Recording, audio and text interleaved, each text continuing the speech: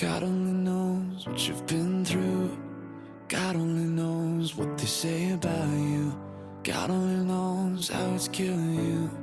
But there's a kind of love that God only knows. God only knows what you've been through. God only knows what they say about you. But God only knows the real you. There's a kind of love that God only knows.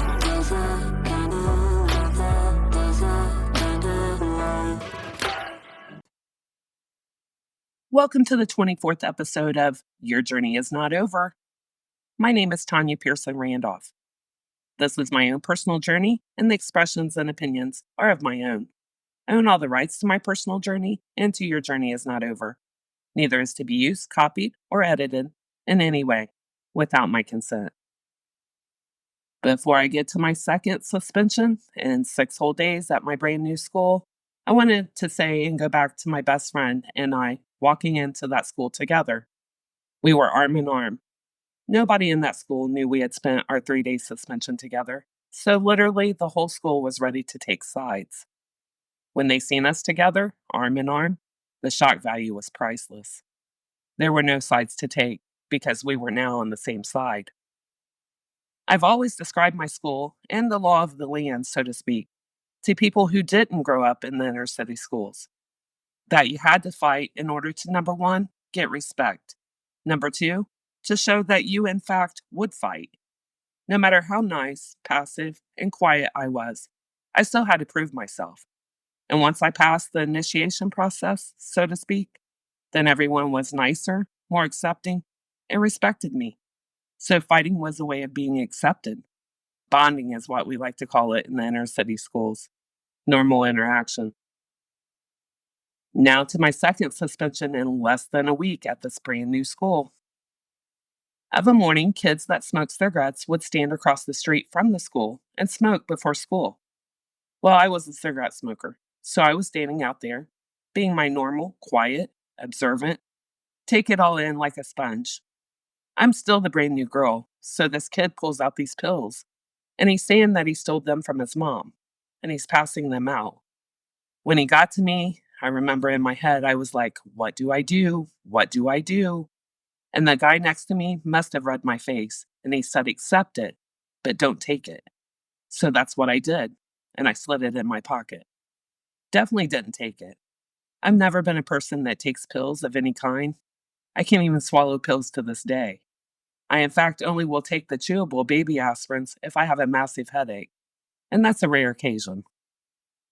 So I go on about my day, never really thought anything else about it until I get called to the office later that day. The principal and the assistant principal and I had already met and got acquainted just 5 days prior on my first suspension. So I get asked about the pill and did I take it? If so, I would have to go to the hospital to get my stomach pumped. Apparently, it was a strong pill. But no, I didn't take it. I pulled it out of my pocket and handed it to the principal. Of course, why did I accept it was the first question. I was brand new and trying to remain quiet and still trying to navigate my way and fit in and be one of them. There was no going back to my county school, so I had to figure it out. And just going along seemed to be the easiest way. Of course, they were grateful that I hadn't taken it, but I was suspended for 2 days for accepting it and not saying anything. I was going to be in big trouble at home. I knew it, and I was scared. And I also knew my mom was going to blow it completely out of proportion. I knew my brother was going to get told a completely different version, anything to make me look bad. There's that game of putting a wedge in between us. She didn't want my brother to love me, just parent me, and be tough on me. So essentially, I was in big trouble by both of them.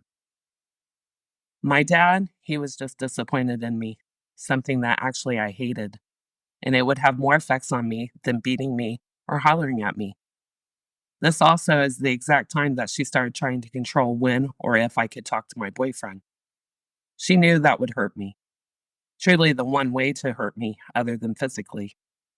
To disconnect me from the one person that had been there, looked after me, guided me, understood me, accepted me, and loved me. And don't forget, fed me.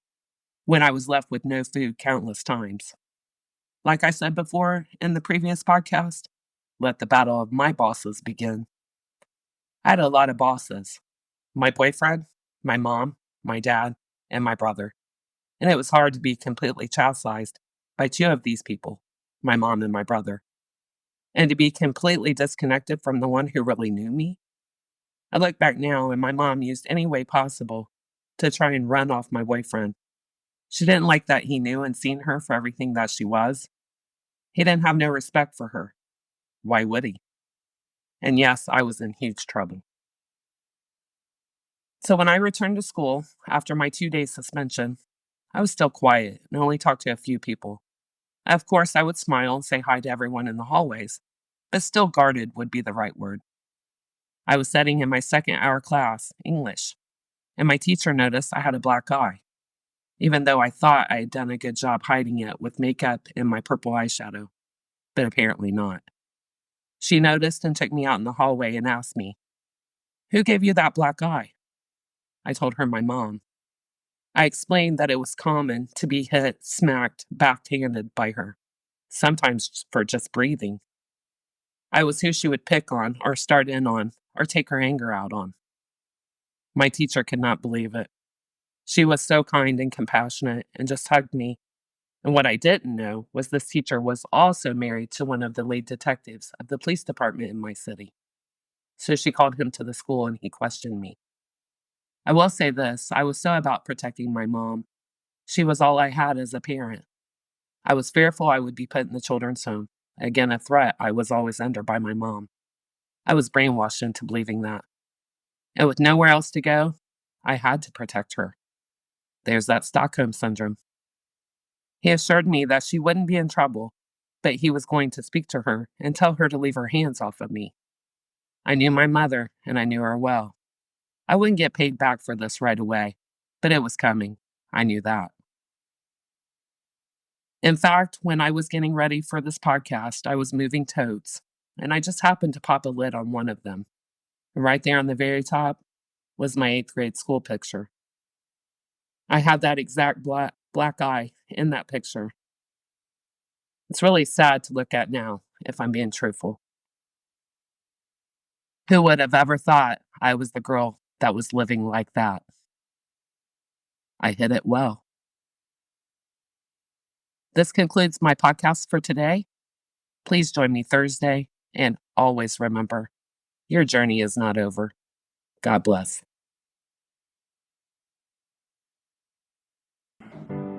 God only knows what you've been through. God only knows what they say about you. God only knows how it's killing you.